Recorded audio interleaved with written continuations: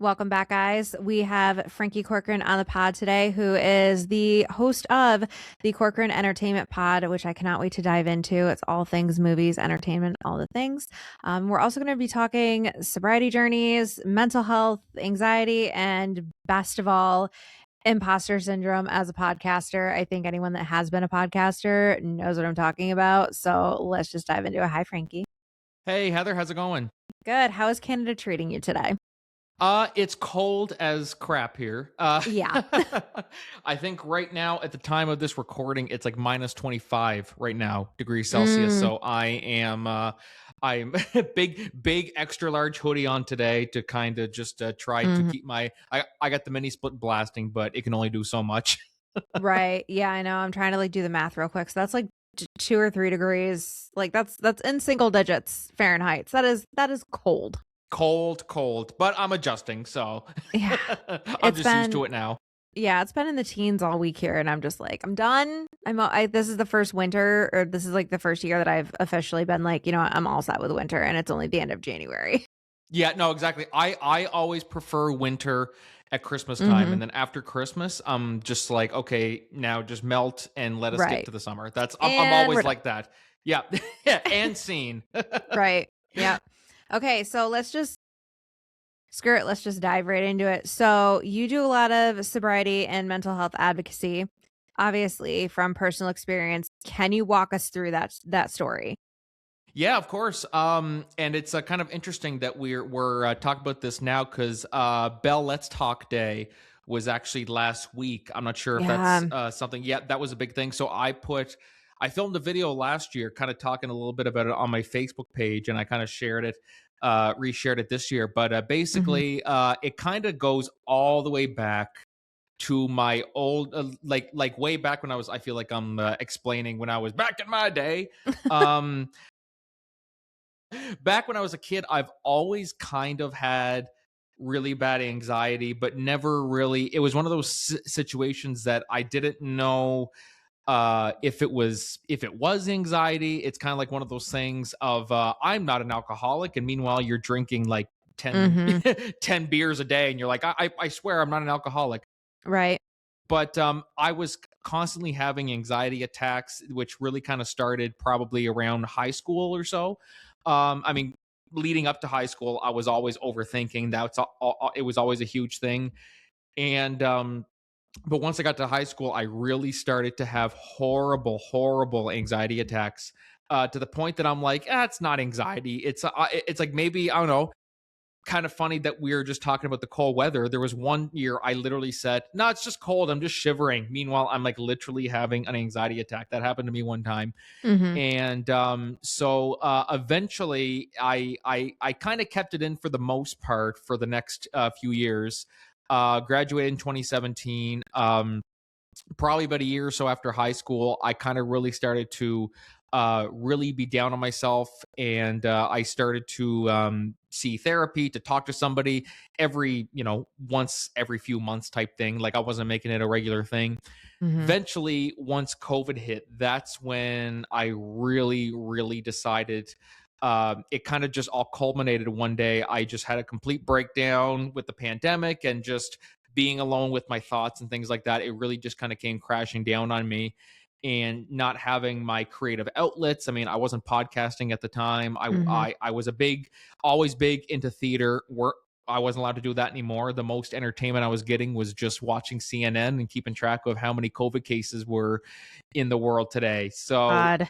a lot of that was really started to build up on me, and then eventually it got to the point when I'm like, I don't know when this is going to end in terms of the pandemic. So I just completely broke down one day, and like complete mental breakdown. Mhm. And so then I was always hesitant to take antidepressants. I was always hesitant. I always said, if I can avoid it, sure, I will absolutely. That's probably what I'm going to go for.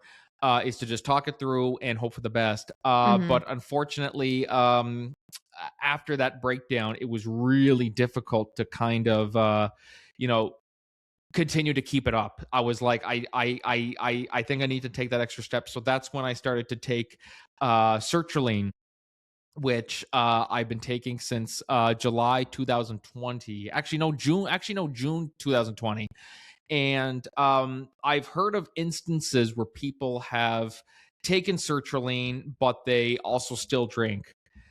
My Mm, case, the doctors had said, I mean, you can. Do we recommend it? No, mhm, but it's kind of like it's up to you. It really depends on how you're feeling. And so I decided one time it was after a party with some of my friends, and I was taking the medication at the time. I eventually just made the decision. I just don't think this is for me anymore. mhm. So I made the decision to cut out drinking, and sometimes people kind of when I talk about how I've been sober for 5 years, actually going on 6 years, people kind of have misinterpretations of what it means. They're like, "You were an Yeah. alcoholic? You were like, I didn't know." It's like, no, no, no, wasn't an alcoholic. So I actually kind of had to clarify with some people who would say, "I didn't know that you were struggling with alcoholism." I'm like, "No, no, I wasn't." I'm like, "Let me just clarify that I was not struggling with alcoholism, just partying and things like that." If I'm socializing or we're gone to a bar, I'll go with a pop or coffee or whatever it is. And it's funny that nowadays too, as I've gotten older, and a lot of my friends nowadays are starting to say like, "Hey, I haven't drank in like a month, and I actually kind of like it. I can understand now why you stopped drinking." They're Yeah. like, not only do I feel better mentally, I feel better physically, and that was the big thing too. I felt much healthier physically in Mm, terms of I'm not partying every weekend and things like that. I actually feel like there's a bit of a weight lifted off my shoulder, a bit mhm. of a gut lifted off my torso. And So yeah, that's kind of how the journey started, and versus where it is now. And it's truly one that I would not go back on. It's one that I don't regret. I've heard of some stories where people tried their best to stay off alcohol, stuff like that, and then they're just like, oh no, I hang out with my friends and they're drinking, and I just really have to go try it again. And for me, I have not to brag, but I have a little bit more self-restraint. As hard as Yeah. it was at first, I have a little more restraint than others, but that's kind of how it's been evolving since 2020. Yeah, I think people need to remember that like just be like choosing to be sober does not necessarily mean like a struggle with alcoholism. Sometimes it is literally like yours. Sometimes it's, I don't drink much, but when I drink, I don't have an off button. Sometimes it is alcoholism. Sometimes there are some people that are like, I tried it, I didn't like it. I just don't drink. Period. Yeah. Well, there's addictions that kind of exist really with everything. It'd be like somebody who's like 500 pounds Mhm. and they're like, something's wrong. I feel super unhealthy, this and that. And then meanwhile, they're having McDonald's every night for supper. Mhm. Or like they're having McDonald's for supper and they're having KFC for lunch every single day, or like that type of greasy fast food every day. Mhm. And eventually it's like, okay, that's kind of an addiction right there, because I mean you're harming yourself right there by having all of that. Eventually you kind of have to get to the point. That's also one thing that I've also started to slowly, I still have my days where I might go days with like just fast food, if like you're on the go, like if I have a show to do and I'm like I don't have time to go home and cook something, I'm just going to grab KFC or Burger King or whatever is the closest to me. Mhm. And So sometimes in that case is I can't help it. But then there's some days where I'm like, okay, I need to have some more restraint, and I'm feeling kind of sick. I'm like, maybe I should have something healthier for supper today. Like, or like Yeah. for snack time. Maybe I won't have this chocolate bar. Maybe I'll stick to an apple. Yeah.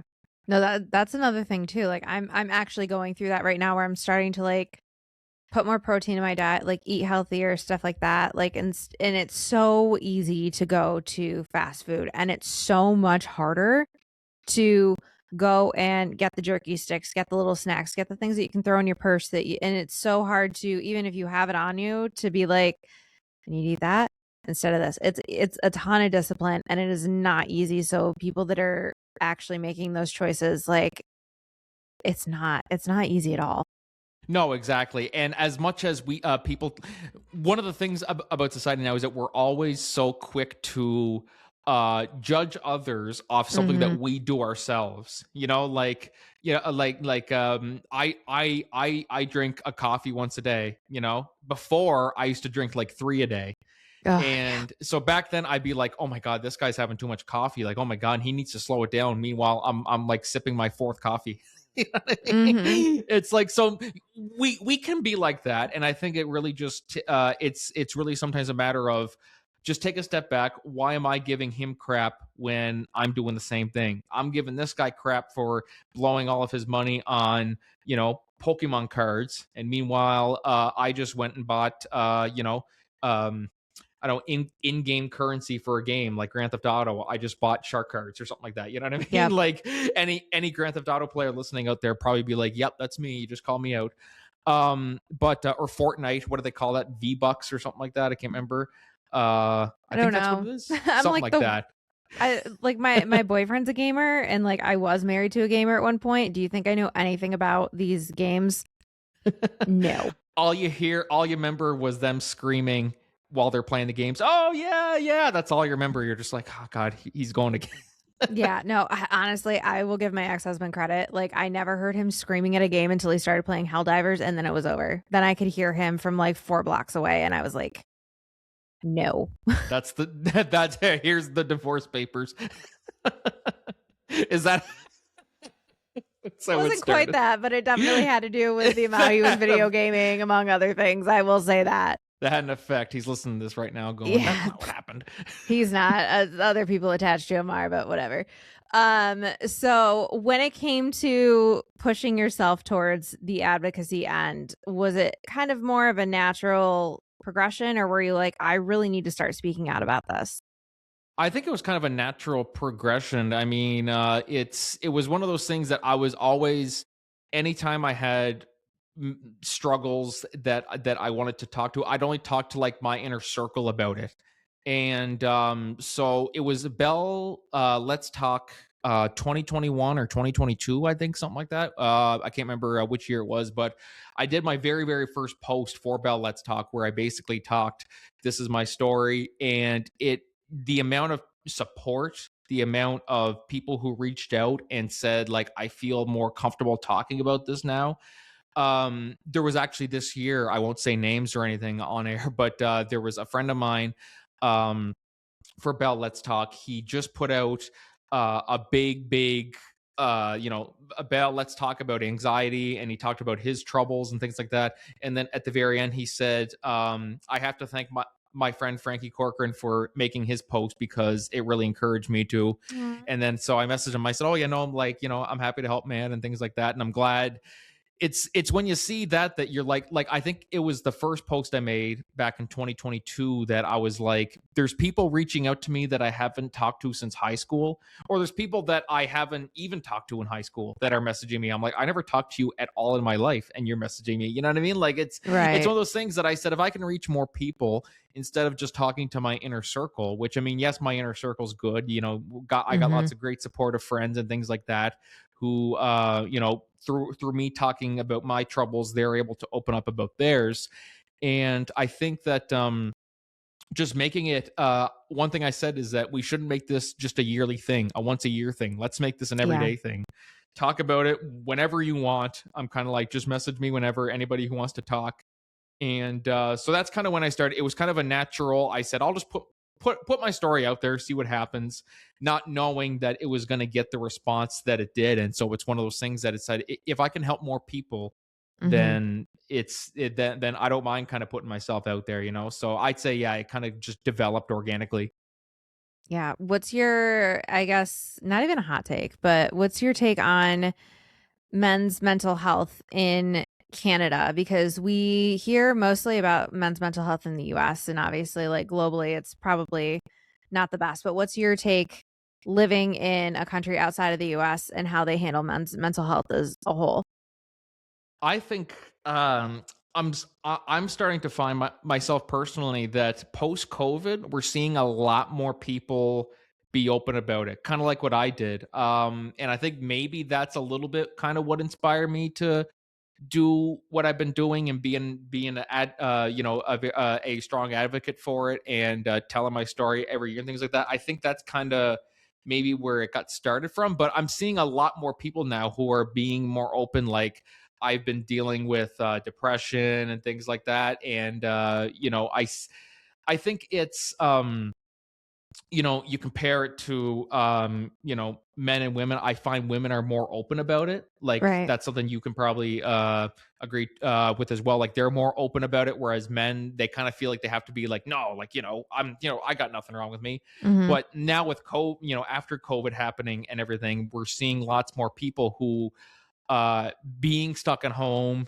not being able to see anybody, kind of just really like, I'd be talking with some friends sometimes, and just going for like a late drive or whatever during the pandemic when we had to limit our amount of contacts, and we're just going for a simple drive, and the next thing you know, my buddy's just pouring out his heart to me. I'm just thinking, like, do I call somebody? Do I, Right. like, what do I do here? I'm like, this is like, am I laughing at what he's saying here? Am I like kind of concerned? So I'm like, there's a little bit of um from people like that, like somebody who I'm like, I've never heard him say something like that at all. So I'm like, okay, I think this is a start here. This was 2020, 2021, something like that. So I think compared to pre-COVID to post-COVID, men I find are still a little bit more closed off when it comes to it. But I think now I've noticed anyway, um, we've taken a big step towards let's just start talking about it. And what's the harm in admitting that we're a little anxious about something? Yeah. And like we said, there will be lots of people out there, like, I know, people like my father. He I'm not sure if you'll listen to this, but Mhm. if he's in pain, he won't tell you he's in pain. I'll just notice he's in pain because he's sitting on the couch and won't move, and I said, what's wrong? No, I'm just tired. I'm like, you've been sitting on the couch for 2 hours. What's wrong? Mm.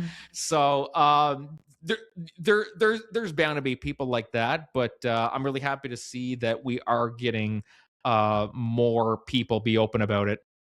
Yeah, no, I absolutely love that. And we're kind of seeing it a bit more in the US as well. So mental health as a whole, people just need to be talking about it. And also people that are listening to people talk about it need to not be like, I think my biggest thing that I'm noticing is not in my group, thank God. But overall, people put a timeline on how long you can be grieving, how long you can be depressed, how long you can be anxious, how long you can be on something. And I understand that there's like certain times where you're like, okay, you got to move on from this. But I also think that there's like, as a support, I think a lot of people don't realize that when they're like they may have moved on from it, but the person that it affected, they're not moving on as easily. And it's not like, okay, well, you were depressed for a couple weeks, but time to move on. Like it's not that simple. Yeah, no, exactly. Yeah, and grief, that's a big thing Mhm. as well too. Like, there's people, sometimes it just hits you out of nowhere. Just recently, back in October, a friend of mine from high school, who she was the first person who when I first joined high school drama, she was the first one to welcome me in and everything, and we became such close friends. She passed away back in October, Ugh. and it was one of those things that I saw it. I was just more so in shock than anything, because it was just so sudden. And Mhm. then it wasn't really until the wake, the funeral, things like that, that I really was just like, holy crap.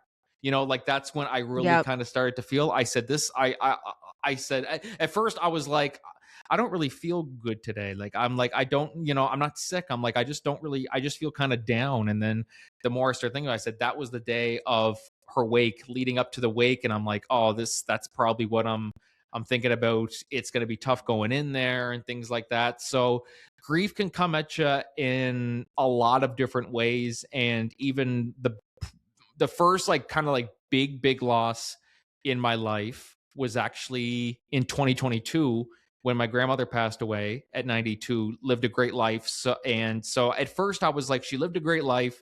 Um, People getting to say they lived till 92, I'm like, really? I was like, Right. I'm just happy that I got to have her that long. Then after the funeral, I was just depressed. for like a day or two. I was just like, or maybe not depressed is the right word, but I was just down. I just kept to myself. And I just said, I think I just need some me time. You know what I mean? Like just Yeah. to kind of, a few days to relax. And then I went out of town the next day to just, go on an overnight trip with some friends and really took my mind off it and talked about it. And it was, like, so yeah, grief's a big thing too. Like, it always kind of, I don't, I'm not really too big on people saying like, oh, come on, they just died yesterday or like two weeks ago, get over it. It's Yeah. like, it depends. You know what I mean? Like some people, like I know people who someone lost their father and they went back to work 2 days later. They're just like, well, I got to keep busy. Or there's some Yeah. people who they lost their father and they never went back to work for like 6 months. It's Yeah. like you really got to give respect to people who grieve in their own ways. And who knows, there's also probably other stuff going on too. The person just died. Maybe someone's ex passed away and you were also married. So your ex Mm-hmm. husband or ex wife. And so you're also now having to deal with, you know, legalities behind it. Like, so there's lots more Mm-hmm. that people should really consider when someone's grieving. Like, it's not always just, well, they're dead, they're buried. All right, move on. Life goes on. You know what I mean? It's not always like Yeah. that for some people. Well, and there are just some deaths that just stick with people and they're just forever altered. Yeah. They No, just are. absolutely. Yeah. Like if someone lost a kid, you know what I mean? That's something they would never get over. You They'd don't. spend the rest of You their life. No. no, not at all. You don't get past that. Like you know, you're forever going to when people are like, "How are you doing?" You're never going to be like, "I'm good." Like you don't get past that. Yeah, no, exactly. And then even the thought of going up to them and saying, "How you doing?" Like you're kind of like there's like an elephant in the room that you're like, I want to see how they're doing, but I'm worried if I ask them that. Like I've had a few people. There's someone I knew who passed away. His wife, I see his widow here and there, and I feel like asking how you doing, how you holding up, and then like, oh shit, I'm like, how do I, Yeah. I don't want to bring up any sad memories for her because I know it's kind of fairly recently, but so Yeah. like you're kind of almost a little bit nervous. But then once you start talking and they bring them up, then you're like, okay, this is okay. I can kind of casually ease my way in and go, okay, how you feeling, Yeah, exactly. But it's the same with mental health too. Like I have friends that deal with bipolar and let me tell you, those weeks where it's, almost a month and then they come out of it and they're like, "Hey." I'm like, "How are you? Let's get a drink. Let's catch up." Like because I know that I I just went through a whole I'm not technically borderline anymore, but I still deal with the symptoms and I just went through a 2-week split and let me tell you, not fun. I don't know. I don't know how my man was able to like put up with it, but he was an absolute champ through it and I immediately snapped out of it and I was like, "Hey, I know I've been crying 24/7 for 2 weeks straight and like super overwhelmed and just really snippy and hating everything and everything having to do with like a split, but I'm good now." Like, but it's like if he had just been like, "Oh, she's just going through a depressive episode, give her a couple days," and then a couple days go by and it's still not better, like, sorry, like, it's just as difficult for us going through those moments of grief or depression or anxiety, and we don't know why we can't kick it. We don't like that we can't kick it. There's like, we just need somebody to just be there or at least throw a text of, "I know you're going through it. I'm here when you're ready." Yeah, absolutely. And it's like I don't know why I'm feeling this way. Like one of my Mhm. favorite Jim Carrey quotes. It was I saw it on TikTok. I think depression isn't or being sad. Oh, geez, I'm probably gonna butcher this. Someone who's listening to this is like, that's not what he said. It was something about like depression isn't like I don't want to get out of bed. I'm too lazy, whatever. Depression is your Mhm. body basically saying "f you" type thing. Yep. That's essentially. I'm not sure if you saw that same video. I'm probably butchering the quote, but if you probably be able to find on YouTube Jim Carrey depression because he's been open about it. He struggles with depression and anxiety, and that's the type of person that you wouldn't. That's the thing with a lot of people is that you don't know what they're going through. You see them on stage or on screen, like Jim Carrey, and he's always like, doing the wacky faces and the performances. And then you find out that he's actually depressed on the inside. Or Robin Williams, who, that's a huge example that people use all the time. Is that someone who was so help is on the way, dear, Yep. like someone who's really happy and outgoing, and then knowing deep down he was fighting a battle that no one really saw, and then Mm-hmm. one day we found out that he committed suicide. Like it's really something that's why I like to encourage a lot of people to just talk. You know what I mean? Like talking about it once isn't going to cure you, but you're going to Mm-mm. feel like this is a step in the right direction. Absolutely. And Chester Bennington, who took his own life, like we had signs through his music, but excuse me, we never thought that day would come. And for all of us emo kids, it was like that was a punch to the gut. I think we're all still kind of grieving that. Oh my god, absolutely. And there's someone else I'm thinking of. I can't. What was his name? CNN. What was his name? Oh, Oh, what's his name? Anthony Bourdain. Anthony Bourdain. Yeah, that was one too. He committed suicide as well too. Like that was, and I know people in my life who there's one I won't say names on here, but when I graduated high school, there was I was cast in a community theater production of One Flew Over the Cuckoo's Nest. We were going to do that. I got cast as Billy Bibbit, mm, and the director was a former teacher here in the community. He had retired and then started his own theater group, and he's just been doing plays for fun. Saw me in high school plays and wanted to recruit me after high school. And then it was one of those things that I didn't notice. He was struggling a lot mentally. He had a lot going on his mind, but I didn't know that at all. Like I always knew him just through theater and things like that, and talking to him and got close to him in that way, not knowing about what he was going through. And mm-hmm. then I didn't notice the signs where rehearsals were just being canceled. Practice is canceling, like practice is canceling. I was like, okay, it's interesting. I mean, like we're getting pretty close to showtime, and we're losing a lot of practice time. And then we found out one day that he had taken his own life, and was very one of those things for me. I was just like, what? Like it was, I Right. was really, but then once you start going back and you look at the signs, and you're like, oh, he can't, like, so like your mind just starts going in so many different directions, and you're just like, oh my god, like what could I what could I have done? Was there something, like you always start thinking that stuff, and it's something that we kind of encourage people, like as I said, the first step is to talk, admit that that's always the first step, to admit that you have anxiety is the big one, because like me, I said I'm not anxious, come on. And Right. then eventually over time I said, okay, I can't keep up the facade. You know what I mean? Like this is I'll keep the acting to the theater when I'm on stage, but in real life I can't keep this up. I gotta, take the mask off. Absolutely. And obviously, with talking about suicide and ideations and things like that, in the US, if you are in crisis, please, please, please, please, please dial 988 and talk to somebody. I'm not sure if there's a crisis hotline in Canada. If there is, There is one here. Yeah. I can't remember the exact number for it, but we can put that in the show notes or whatever. we will absolutely put that in the Yeah. show notes. So, yeah, if you feel like you are in crisis, please talk to somebody. If you do not have somebody that you trust to talk to, please call that crisis hotline. Text, call. You matter.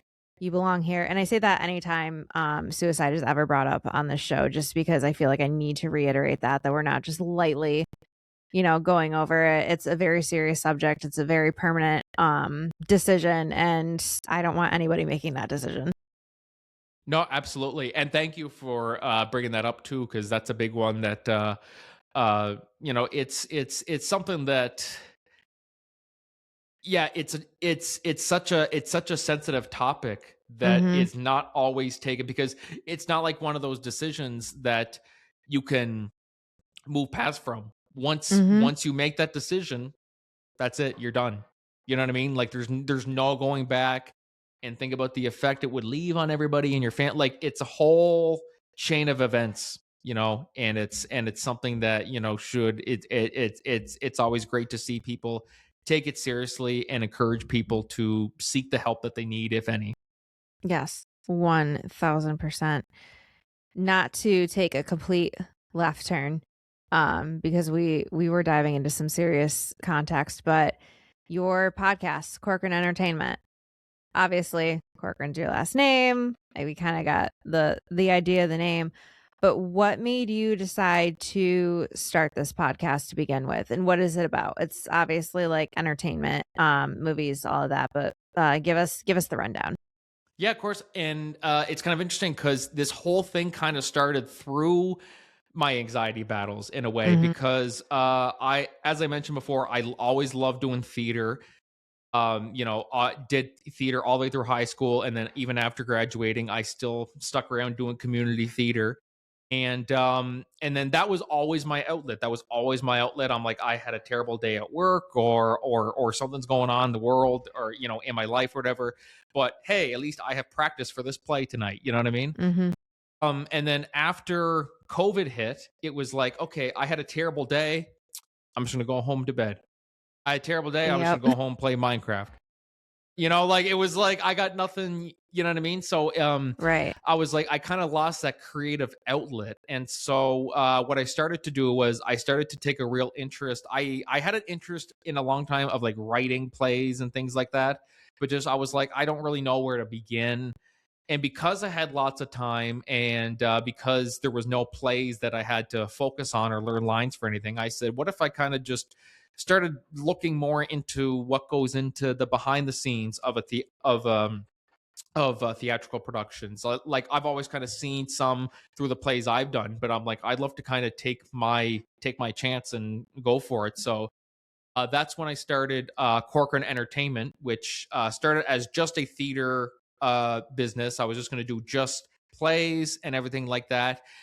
We had our first production set for October 2021, and then COVID came again. They had lifted some restrictions prior to that, and then Mhm. some restrictions had to be put back in place because of cases rising and things like that. So it was back to quarantine again, and I said, okay, well, I at least I've already laid the foundation of what Corcoran Entertainment is. Mhm. What can I do now that I'm stuck at home for the next 2 months again?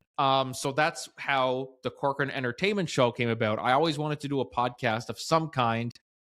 Starting a podcast, it's always, I think this is something that a lot of people can relate to. You always Mhm. joke about it with your buddies that we should start a podcast, and then the next day nothing ever comes of it. Nothing ever comes of it. And so the Corcoran Entertainment Show, I started that. It launched officially in January 2022, and new episodes every Tuesday and Thursdays. And so basically it is centered around entertainment, all things entertainment, Mhm. movies, TV, music, film, podcasting. By the way, exclusive, Heather's going to be on my podcast sometime Sure am. later this year. Yeah, she's like, wait, what? I am? We talked about it. We sure Um, did. we did. And so it was one of those things that I said, okay, I'll probably just do it just until we can do plays again. You know what I mean? I said, I don't know, what's the future of this show? Am I going to be able to do this forever? And then that was back in 2022. In 2026, I'm talking to you, and Mhm. it's really become, almost for me, it's one of those things that like obviously we've continued to do theater and things like that. I've got another one on coming up that's currently in pre-production, and but now we are I've kind of find that doing the podcast has actually given more exposure than the plays themselves. I went from talking to people just friends of mine, like just I would just message my buddy and just go, hey, do you want to come on a Zoom call, versus now where we have Podmatch, which is where we Yep. got connected, met amazing Yep. people on there, through a lot of PR agencies who I'm partner with, a lot of local artists and things like that. Been able to get some amazing people on, and so we talk about really all things entertainment. A lot of it talks a lot about the trials and tribulations of whether they're an actor, what's the day in the life of an actor like, what's the day in the life of a podcaster, musician, artist, like whatever it is you do. Mhm. And so it comes out Tuesdays and Thursdays on Spotify, Apple, wherever you listen to your podcasts. And it's been a lot of fun. It's been a lot of fun, and getting to meet so many amazing people like you, and connecting with so many amazing people. And it's something that I'm sure you can probably attest to too. You're like, had I stopped this, Yep. what, like I would have never been able to, meet so many incredible people. You know what I mean? Like all the people that you've talked to on your podcast as well too, which I gotta say, it's fantastic to see what you've been doing with your Thank you. show. And you know, it's one of those things that you probably stop and think like, had I not done that show, like where would I be right now? You know what I Mhm. mean? Like that's kind of what I kind of feel. Is that something that you can relate to? No, 1000%. I'm always like, had I decided to quit, one, I would have had a plethora of people pissed at me. But two, I just podcasting is a lot of work, as you know. Like there's a lot that goes into it. It can get very exhausting. You can get very burnout. Blah blah blah. I definitely took an extended break because of everything going on in my personal life. October for me was an absolute just disaster. And I just got secondary burnout once the initial burnout was done, blah blah blah. So we're starting back up and everything else, but um that's kind of the thing is, had I, not started this, I wouldn't have found my purpose. Like this is a lot of work, and there are some days where I don't want to record, but those are also my best episodes when I don't want to do it and I get on and I have such a kick-ass episode that it was the most impactful for people and I get a lot of feedback about it. And I've also had people on that I never ever ever ever ever ever thought that I would get on here. Um there have been like I one of my podcast guests is now a sponsor of HME and things like that. So it's been really crazy, but also I just struggle a lot with like we were chatting off camera about like imposter syndrome when you're getting these people on and you're like, what do you mean? I have like, X amount of followers and like, it's not really like this big, it's not like the Joe Rogan show or like Call Me Daddy or something like that. So what do you mean like you unequivocally want to be on this? Yeah, exactly. Well, first off, yeah, as I said, I mean, just to kind of say like about like burnout and things like that, is Mm, that it's real for sure. But when you have people out there that you're like that, like these people listen to me and they tune in all the yeah. time, you know what I mean? And you've developed such a good following out too. Like you've helped so many people through this show. Like you've had so many people on who have had so many amazing stories that they wouldn't have had a platform to otherwise tell those stories. You know what I Yep. mean? So thank you for that. Thank you for all your work in that No, of field. It course really, it's why I do it. yeah, no, exactly. And I'm so glad, like, please continue to do it. And like, yeah, imposter syndrome is so, I still get imposter syndrome. Like it's something that I've always kind of had, like, even especially it kind of really accelerated when I started podcasting and when I started to get some bigger guests. And I'm like, why did they agree to do this? Like Right. me, some nobody from Miramichi, New Brunswick, Canada. Nobody even knows what New Brunswick even is. I say where I'm from, and they're like, "What the hell's Miramichi?" And I'm like, You're even Tom Green, the comedian Tom Green's coming to Miramichi next month, and on his Facebook page, he said, "All right, folks, I'm coming to Miramichi, or a Miramichi, New Brunswick." I'm like, he doesn't even know what the name of the city is. So, yeah. um, but yeah, it's a real thing. Like as I said, like you have so many people that you reach out to people all the time, and you see their like what they've done, and things like that, and you're like, there's no way in hell that they're ever going to agree to be on my show. Like you're Mhm. like, it just doesn't make sense. Like why would they agree to that? And then when they do, you're kind of like, it's almost like the stages of grief. You're like, okay, it's acceptance, like denial, like Right. no, there's no way, so you Right. you kind of go through this the 5 stages of grief when you book a big guest.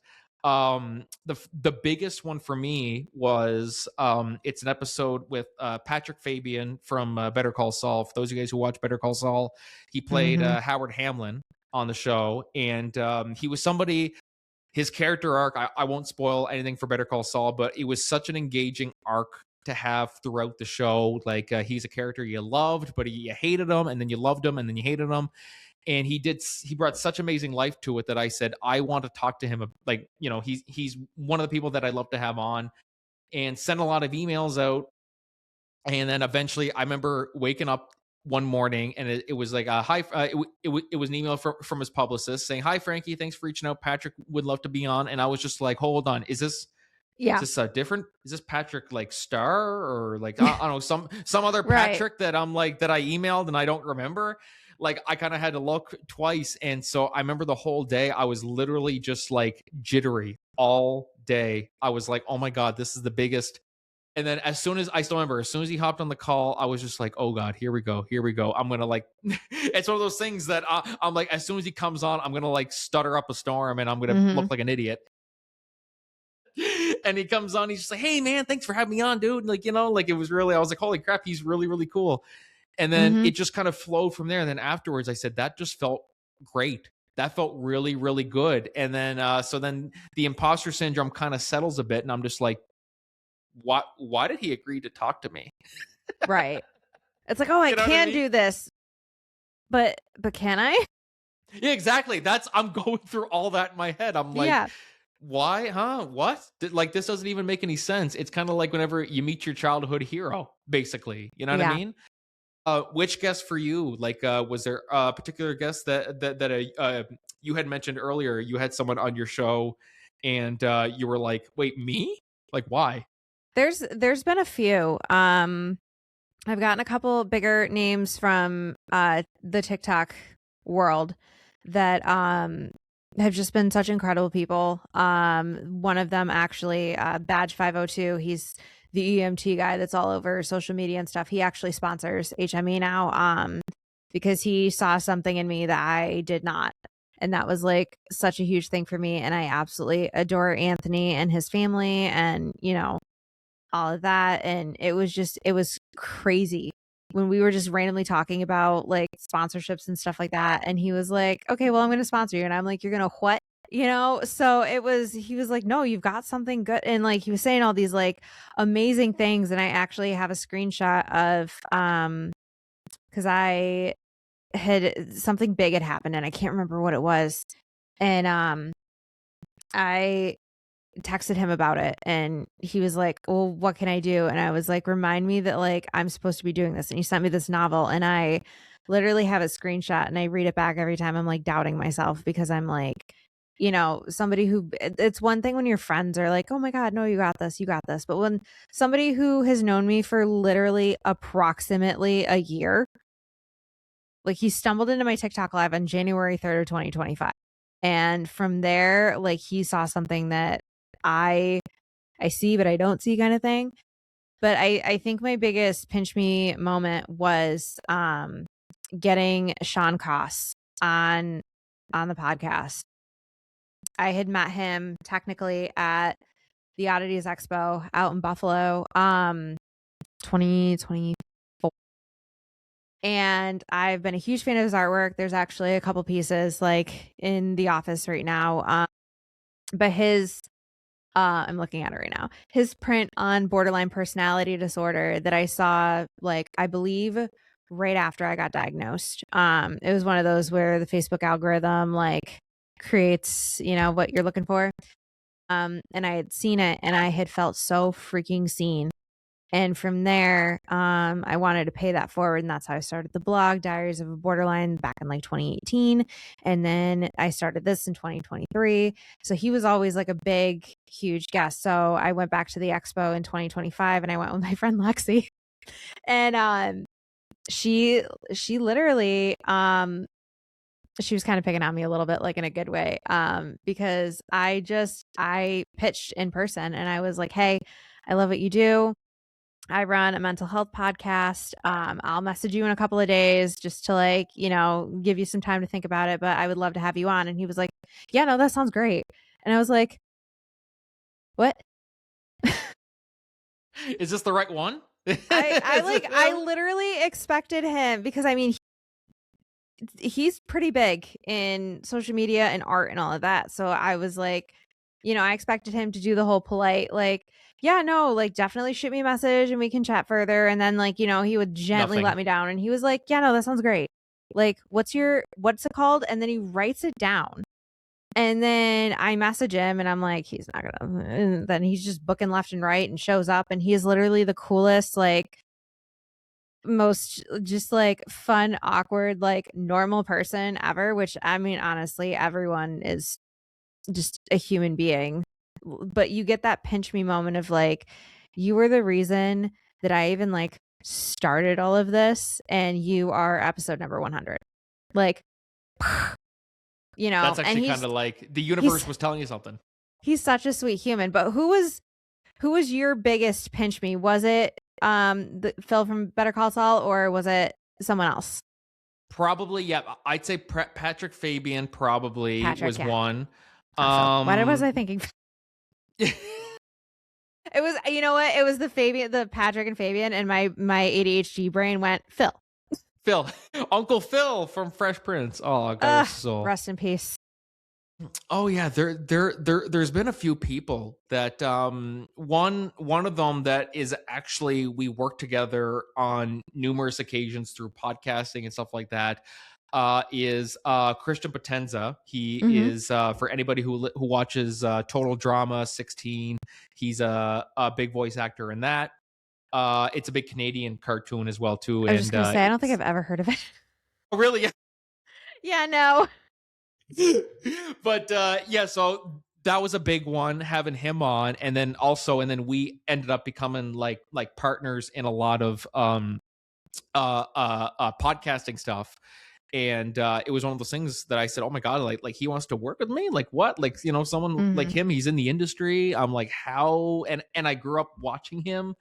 Like that's a whole I was like, I can't believe that. And then there's I had just recently recently it was an actor from Grand Theft Auto 5, one of the motion capture actors. For those of you guys who played the game, the actor who played Dave Norton, Julian Gamble, I had on the show.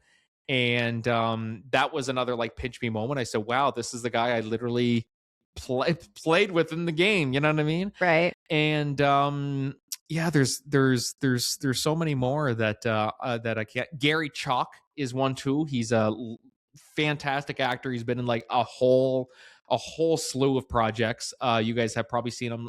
Anyone who likes Hallmark movies, he's in like a lot of Hallmark movies. God. And I'm was not a fan, but yeah. Not a fan? Yeah, no.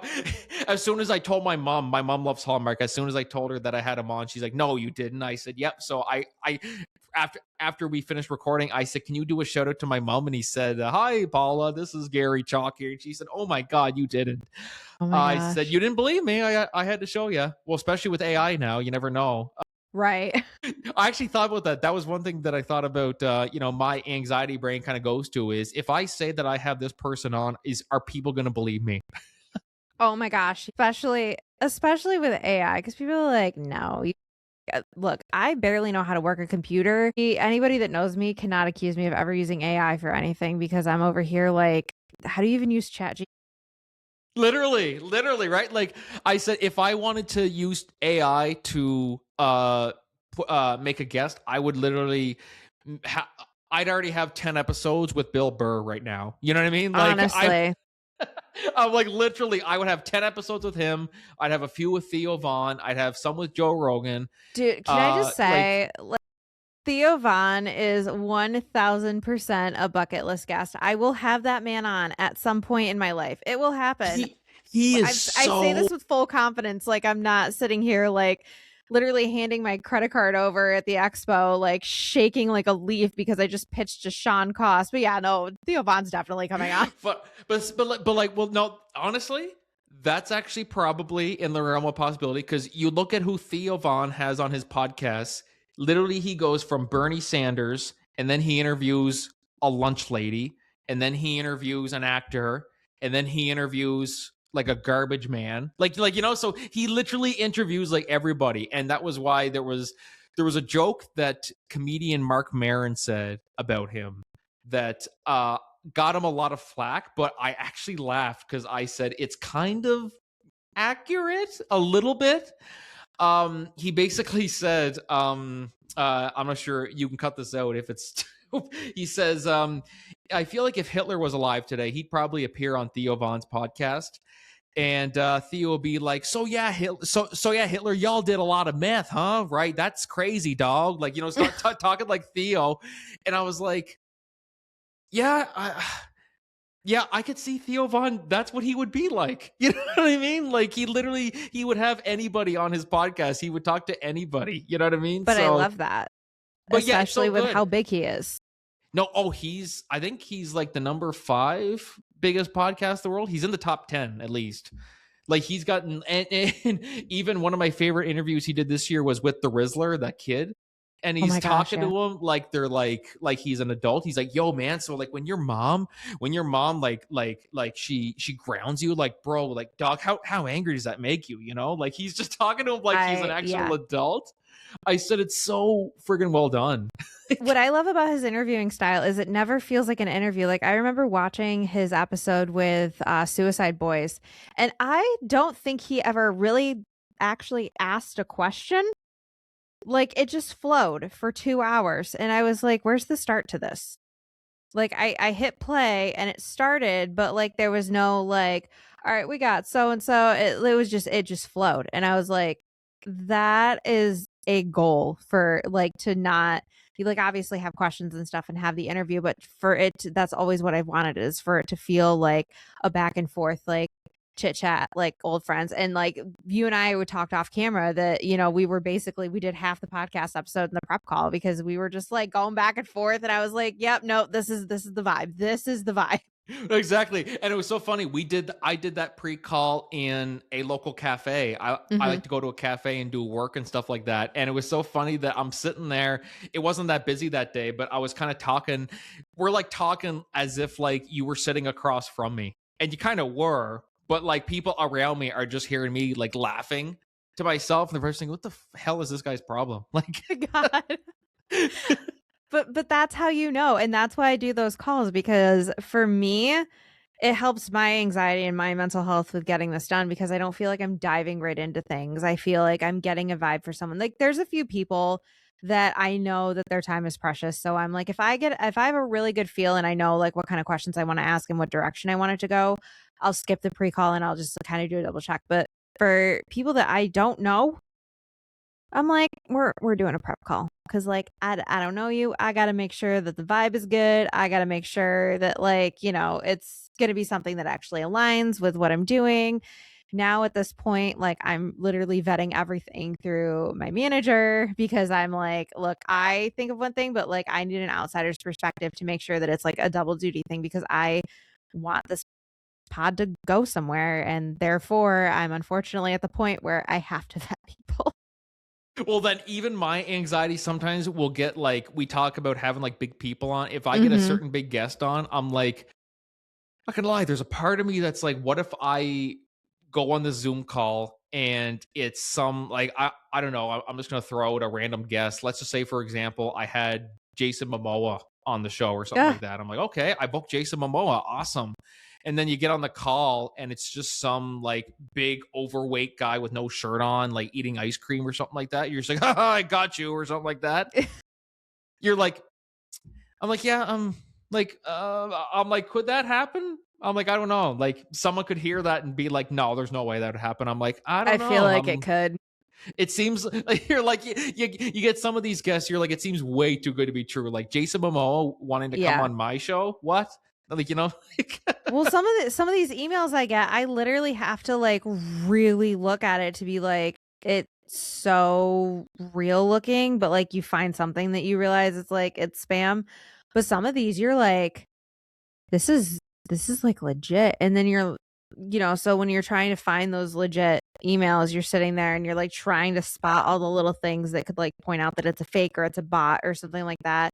And you're just like, it's really anxiety inducing because you're trying to do everything right and you're just like eventually something's going to go catastrophically wrong and I'm just going to have to roll with it, but I'm going to try and push that off as far as I No, can. exactly. Well, it's so funny. There was this, I'm gonna see if I can find this here. I think I put it on my Facebook. Yeah, here's right here. So I got this email. This was back in July. It Mhm. didn't even go to my spam. It went right to my main folder. How It rude. came from Elon Musk 89 at gmail.com. Hi, my name definitely the real Elon Musk. He says, "Hi, my name is Elon Musk, an American CEO of Tesla, SpaceX." Introduced himself.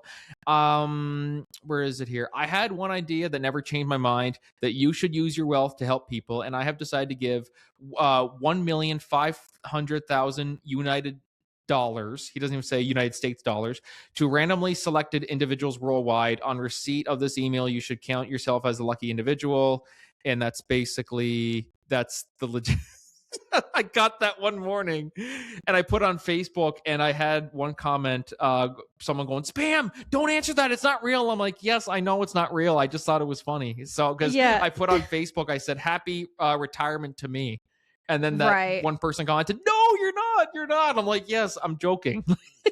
Yeah, no, like if it's real, we usually don't talk about it until it is signed, sealed, delivered, and done. I think I Yes. told two people that Sean's episode was like happening. I actually remember I verbally booked him for the show and I went on a first date with now my boyfriend. And we were actually meeting up with my best friend and her now husband. And we were about to do shots of tequila and we're just all cheersing and I go, and here's to Sean Koss locking in for the pod because I had already talked to him like that morning and gotten like the everything booked. And the whole bar heard my best friend screaming, "Shut the and they were like the only people I told for like the hottest minute. And then when it was recorded, I literally was like, guys, guess what? Guys, guess what? And then I had to keep my mouth shut until it dropped. And I was like, I was so excited. So you didn't record it yet. You just booked him. Like you just Right. I signed it just and booked it everything. because I was like, okay, that's enough like confirmation that this is going to happen. And if it doesn't happen, I've only told like 3 people, 2 to 3 Oh, okay. people. Yeah, because Yeah. I do the opposite actually. If I know someone's coming on, like someone big, I'll wait until I record it and then I'll tell people because I'm like, I would feel like such an idiot if I said, "Hey guys, Donald Oh, Trump said no. he's coming on the podcast," and Yeah, then no. The second it recorded is when several people knew, but I still kept it pretty close to the vest because I was like, I just want this to be a nice surprise for people. that's also a good business tactic for some. Mhm. I hear of some companies who do that. Like they'll kind of be like a we got a big festival coming up next year, like it's a yearly thing, and next summer we got so and so playing, and they'll just like, but don't tell anybody. So when you say don't tell anybody, they're going to tell people. And someone said that's actually a very smart business tactic. Yeah. And I said that's true actually. Like wow, like to say don't tell anybody this in today's day and age, people are so nosy. Right. They will tell people, you know what I mean? So I'm like, "Hey Heather, guess what? I'm getting so and so on my show, but don't tell anybody." And then Heather's gonna put it on her next show. Like, oh my god, he's Yeah. yeah. No, it's So kind of funny because I always tell people when they're like, "Can you keep a secret?" I'm like, "You do realize the secret stays between me and my sister, right? Because who's my sister going to tell?" I always tell my sister everything. So everyone knows that if they got to tell me something, she's going to find out. yeah, oh, always, or even parents too. God, i- never. if something happens, I said to my mom, I'm like, "So mom, you're not gonna tell, but who am I gonna tell?" I'm like, "I'm just saying, you never know who it might tell, you know." But then if it gets out, I'm like, "Okay, I know who told you." Right. No, I know that my sister keeps her trap shut and also probably forgets the second I say anything. So it works out really well. Yeah, no, that was actually how when I found out that my sister was pregnant with her second girl, I was the first one. She texted my mom the picture of the pregnancy test. Mom's phone was in the kitchen, and she said, "Can you check my phone?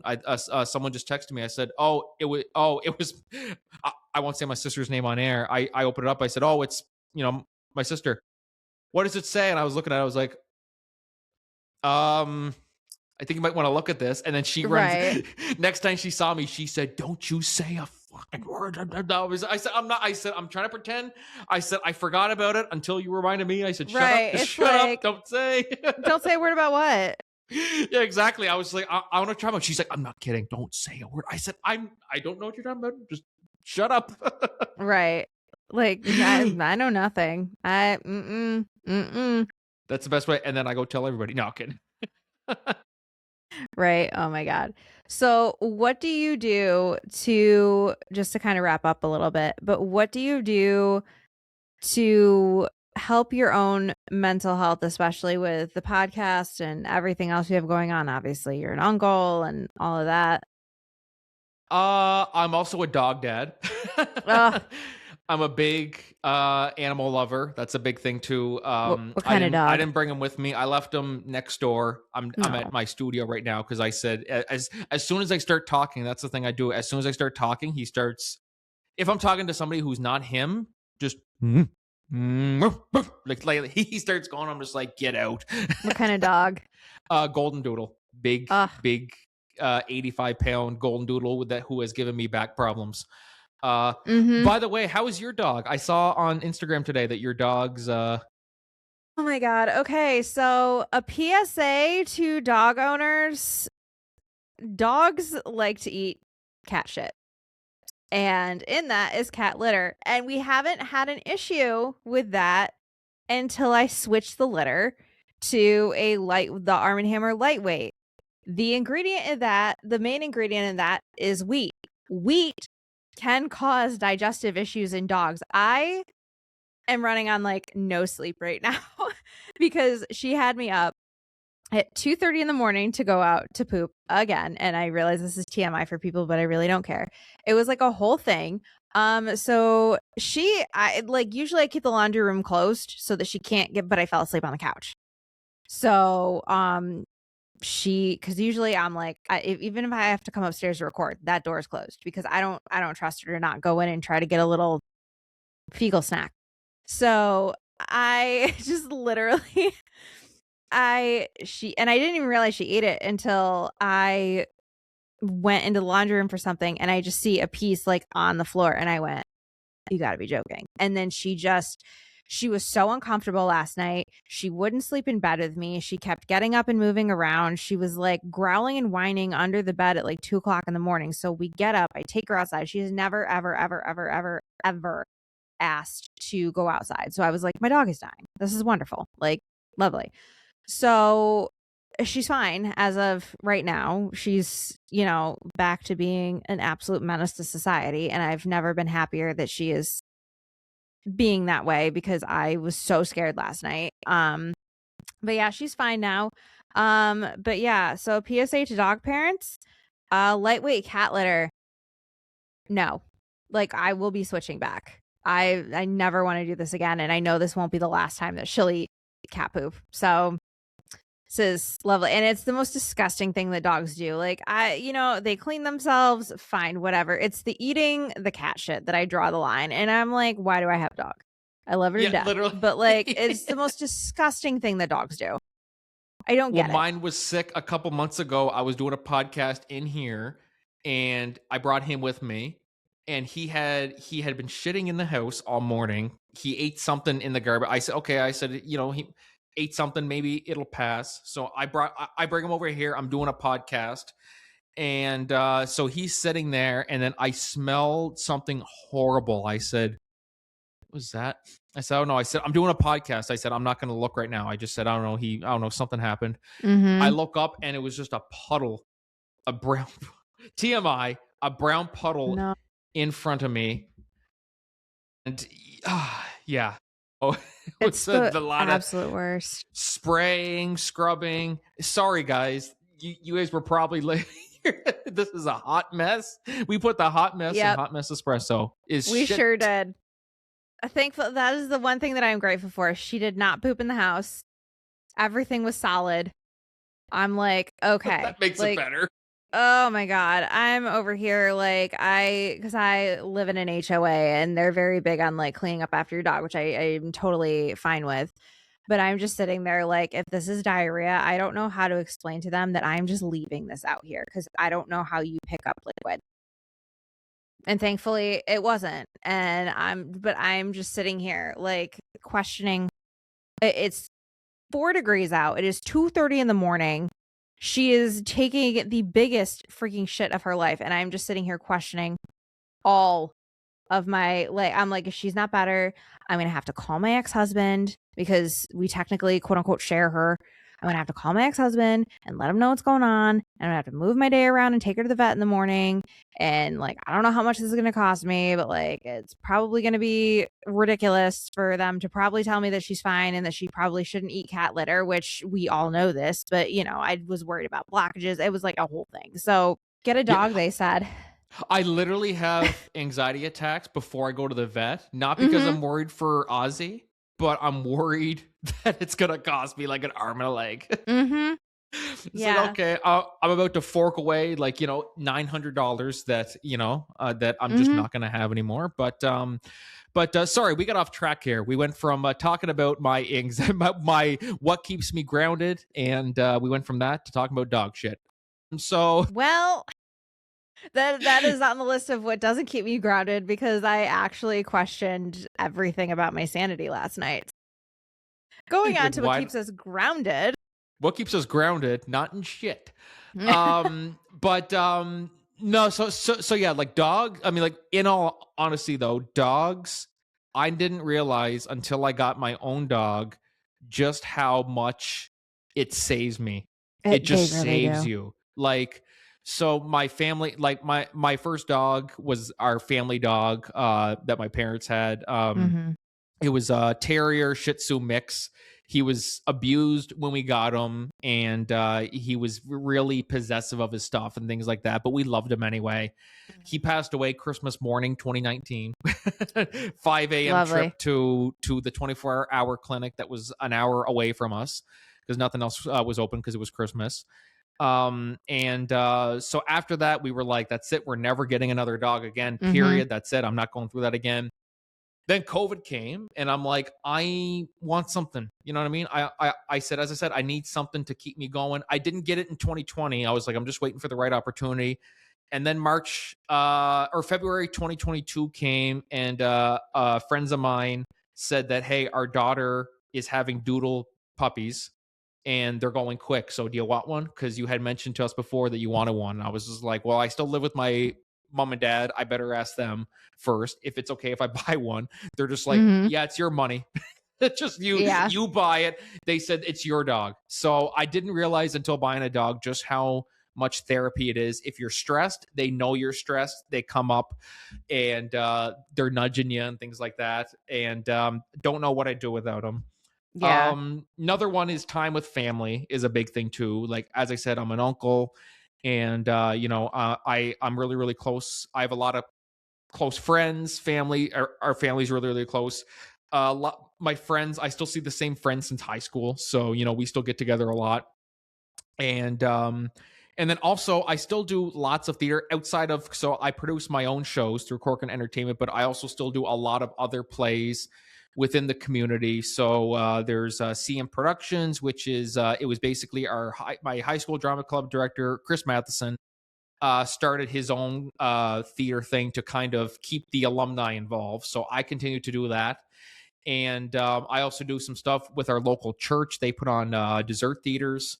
I'm on the committee for Rock and Roll or Rock and River Festival. It's a music festival around here in Miramichi that's going on in July, and I joined the board last year. And so, really keeping busy, but more importantly, keeping busy with art is the best. It really, really is the best. And just keeping also finding time to like balance everything out so that I'm not entirely, because I always had this thing that if I had something going on in my life, I would just bury myself in work and not deal with it. Now I'm kind of like, okay, don't overdo it, because then it gets to the point that if you overdo it, you're like, oh, I shouldn't have done this. You know what I mean? Like you're having anxiety attacks because you took on too much to distract yourself. So I've been able to find that balance too. But so that's really kind of become my main thing to kind of cope with that stuff is keep busy, but also take time for yourself too. There's nothing wrong with having one day where you're like, I got nothing going on. Should I book like 20 podcast recordings, or should I just take the day off and, take the dog for a walk to the dog park or something like that and just relax? There's never a problem with that, so just, I think that's something that I encourage everyone to, no matter how much you love something, just remember that you also got to take care of yourself too. That's always the most important thing. Yep, Don't kill yourself over something that's life's too short to be exactly. tied down to something like that. So enjoy your life, balance everything out, and you'll be fine. That's the best piece of advice I give to people, and that's how I go about stuff. Frankie, we had chit chatted about where we can find the podcast, and you guys can also find him on his Instagram, Corcoran Entertainment. That is CORCORAN Entertainment, to keep up on all things episode related. And I'm sure a few personal things. Frankie, so much for hopping on. Oh my God, Heather, this was such a blast. Thank you again. And as I said, just thank you for doing what you're doing with this podcast. I really, really, I'm very grateful for this opportunity. So thank you very much. No, thank you. That means a lot. We will see you guys next week. And as always, stay hot, stay messy.